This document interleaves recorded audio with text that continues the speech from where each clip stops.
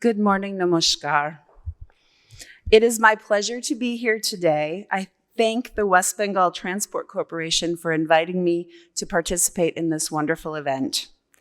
This summit provides an important platform for policymakers and industry experts to exchange ideas, share information on technology advancements, discuss innovative policies, and foster collaborations. Through these discussions, we hope the transport sector will be made more sustainable and more climate smart. It has already been an excellent conversation, thanks to the wonderful speeches and remarks given by my colleagues and friends on the stage today. And so I think you're going to have additional wonderful conversations yet today.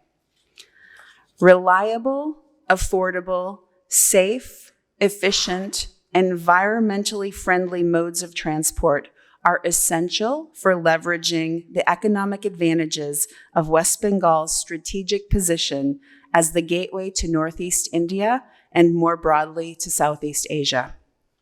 Transportation connects people, countries, and culture.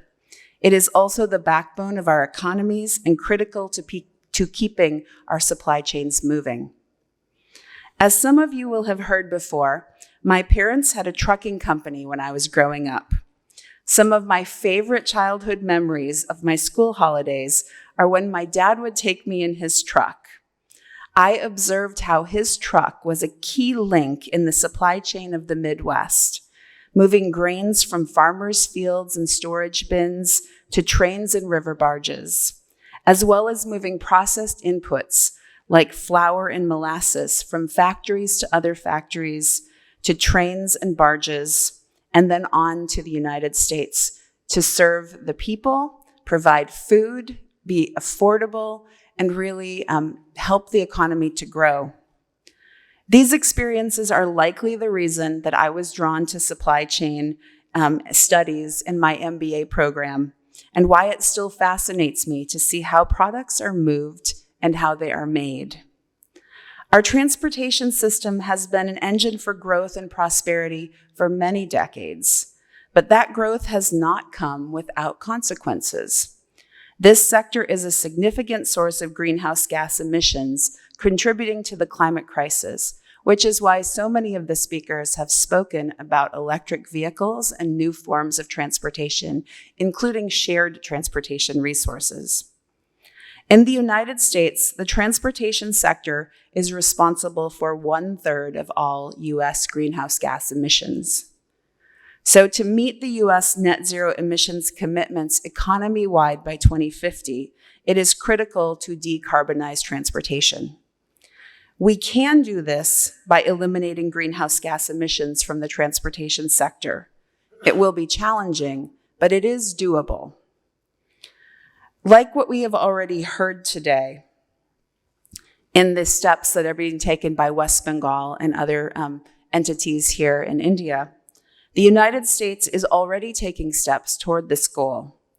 In September 2022, the U.S. Departments of Energy, Transport, and Housing and Urban Development, 3 very important domestic agencies, as well as the U.S. Environmental Protection Agency, signed an historic agreement to collaborate on rapid decarbonization of the transportation sector.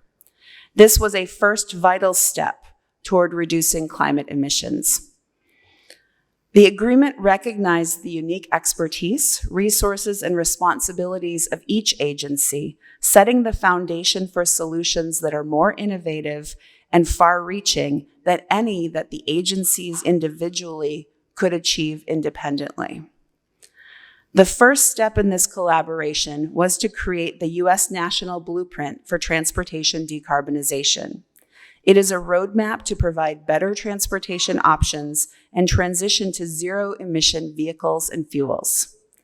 The blueprint presents a 3-pronged approach to realizing a clean, safe, secure, accessible, affordable, equitable, and decarbonized transportation system for all. Prong 1 is increasing convenience. It supports community design and land use planning that ensures services and businesses are located near where people live to reduce commute times and improve walkability and breathability. Prong 2 is improving efficiency. It expands affordable, accessible, efficient options like public transportation and rail, improving the efficiency of U.S. transport systems and vehicles. Prong 3 is transitioning to clean vehicles and fuels across all travel modes and vehicle types. Transforming U.S. transportation systems over the next 3 decades will be a complex endeavor. By taking a comprehensive and coordinated approach, it is a challenge that we will solve because we must solve it. And that's one thing that gets Americans motivated, is that if there's a problem that has to be solved, we figure out how to do it. Demonstrating leadership at the federal level, the U.S. government is accelerating our operational transition to clean vehicles and fuels through a federal sustainability plan. The plan has ambitious goals for U.S. federal buildings, including 100% carbon-free electricity by 2030 and 100% zero-emission vehicle acquisitions by 2035, among other green targets.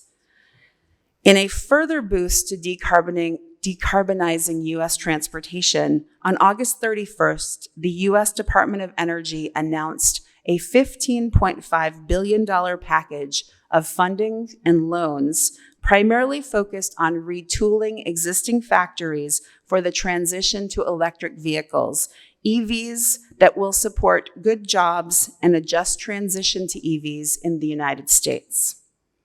The package makes available $2 billion in grants and up to $10 billion in loans to support automotive manufacturing conversion projects that retain high-quality jobs in their host communities. The U.S. Department of Energy also announced a notice of intent to make available $3.5 billion in funding to expand domestic manufacturing of batteries for use in EVs and on the nation's electric sector grids, as well as for the battery materials and components currently imported from other countries. But we're not just working domestically, we're also working internationally. And our 2 governments are working closer than ever on accelerating e-mobility adoption. During Prime Minister Modi's June visit to the United States, we announced a payment security mechanism that will facilitate the deployment of 10,000 Indian-made electric buses in India.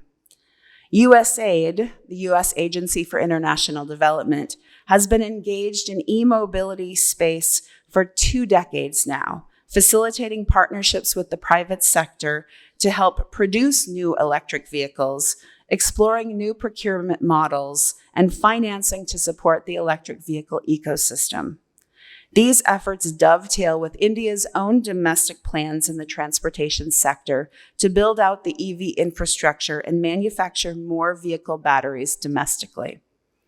I want to take this opportunity to congratulate the West Bengal government for having a comprehensive electric vehicle policy that is focused on decarbonizing the public transportation system and also for adding all of the new EV buses. I'm looking forward to seeing that effort carry over into supplying clean power to charge EVs.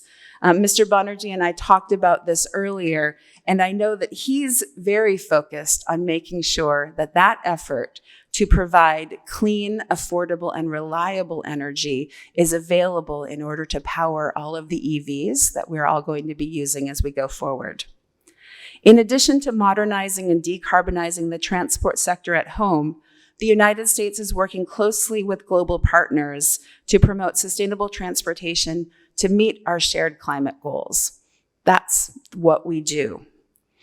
We here at the U.S. Consulate in Kolkata are working closely with our colleagues at the Embassy in New Delhi on a range of transportation infrastructure partnership efforts with central and state governments in East and Northeast India, which is my area of responsibility. For example, we are deepening our cooperation with the Indian Ministry of Road Transport and Highways, MORTH, under a U.S.-India transportation partnership. This partnership was originally established by a 2015 Memorandum of Understanding between MORTH, the Indian Ministry of Ports, Shipping and Waterways, and the Indian Ministry of Rail and the U.S. Department of Transportation. Under this revived partnership, we have defined pillars of cooperation, including our support for multimodal infrastructure development and logistical integration goals under India's ambitious Gati Shakti program. Waterways also have a significant potential to improve regional connectivity, especially among the BBIN countries. We know, based on firsthand U.S. experience, that inland waterways can often provide a cost-efficient, environmentally friendly mode of transporting goods. Waterway use can reduce road congestion, further cutting greenhouse gas emissions. This transport resource is getting renewed attention from policymakers and investors, and we look forward to seeing how it advances in order to move the goods from West Bengal around the world. We are engaging with the Inland Waterways Authority of India to explore avenues of cooperation in the waterways sector. We're working together to develop training, coordinate on technical assistance, and build overall capacity. At the state level, we are following the progress of infrastructure development at the existing Haldia and Kolkata ports, as well as the upcoming deep sea port at Tajpur.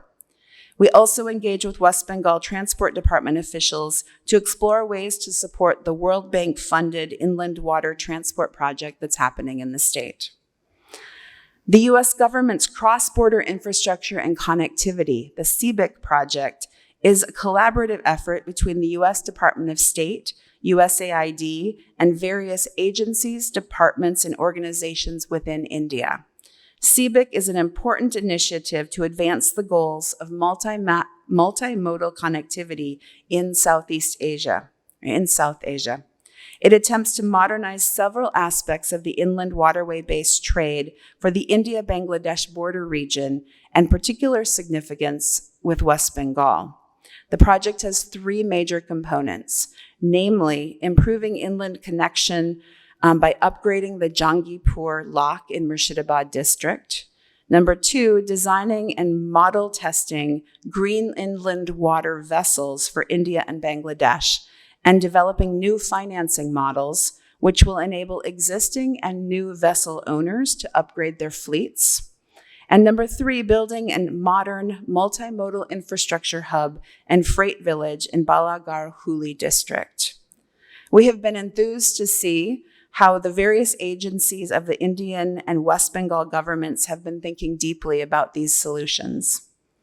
These multimodal operations and efforts remind me very much of the infrastructure on the Mississippi and Minnesota rivers, their tributaries, and in the Great Lakes Midwestern region, where I grew up in the United States. Multimodal transport infrastructure development is an area that holds significant potential for bilateral cooperation. The United States is a global leader in reliable, trusted, and respected technologies. We are excited to help our counterparts in India work towards innovative solutions that can sustainably and efficiently support the development of India's ports, airports, land ports, inland waterways, railways, and road and bridge connectivity. So there are many different agencies of the U.S. government that are represented here in Kolkata, as well as at our embassy in New Delhi. Some of them include the U.S. Trade and Development Agency, which has a number of projects that can be used in the transportation sector. And they have been used in the transportation sector here in Kolkata. For example, USTDA helped to support the master planning projects for Kolkata's International Airport. USAID is greening the vast network of the Indian railways. In June, USAID and the Indian Railways signed an MOU to develop sustainable solutions that enhance energy efficiency, reduce carbon footprints, and ensure a greener future for railway operations.